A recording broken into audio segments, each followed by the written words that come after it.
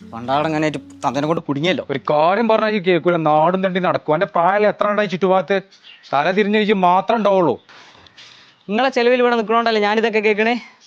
ഇനി ഞാൻ ഈ പെരയിൽ നിൽക്കണില്ല. ആ പോയിക്കോ. ബാപ്പ എന്തിനായി പറയണെന്നുള്ളതേ കുറച്ച് കഴിയുമ്പോൾ മോനെ മനസ്സിലാവും. അച്ഛൻ എവിടെ ഉള്ളേ? എന്നാ പാടത്തേക്ക് വാ. പെരയിൽ നിന്നിട്ട് തന്തൊരു തൊയിലും തരുന്നില്ല. ആ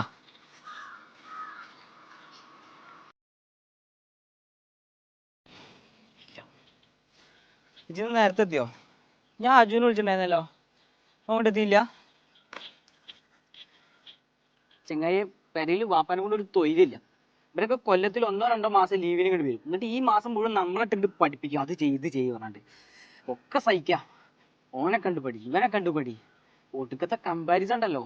ഇതൊന്നും അഡ്ജസ്റ്റ് ചെയ്യാൻ എന്നെ കൊണ്ട് പറ്റൂല. ഞാൻ എൻ്റെ പേരിൽ നിന്ന് ഇറങ്ങിപ്പോന്നു. ഇതൊന്നും ഉണ്ടാതെ. ഗൾഫിൽ നിന്നൊരു കോൾ ഉണ്ടായിരുന്നു. പാപ്പാക്ക് എന്തോ ആക്സിഡൻറ്റ് പറ്റിയോ. പിന്നൊരു കോൾ വന്നു. ബോഡി 2 ദിവസം കൊണ്ട് നാട്ടിലെത്തുമെന്ന് പറഞ്ഞു. എനിക്കെന്താ ചെയ്യണ്ടെന്ന് അറിയില്ല. വാപ്പേടാ. നമ്മളൊക്കെ ചെറുപ്പത്തിൽ കറണ്ട് പോയാൽ ഇരുട്ടത്ത് ചുറ്റും ആൾക്കാരൊക്കെ ഉണ്ടാവും. എന്നാലും നമുക്കൊരു ഒറ്റപ്പെട്ട ഫീലല്ലേ. ആ ഒരു അവസ്ഥയാണ് എൻ്റെ.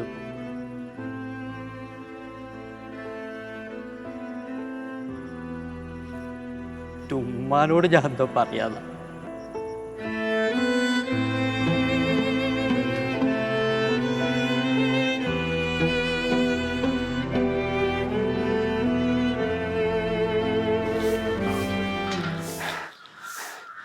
വാപ്പ എവിടെ? എല്ലാ വീട്ടിൽ കയറില്ലാന്ന് പറഞ്ഞേ പിന്നെന്താ പോന്നു?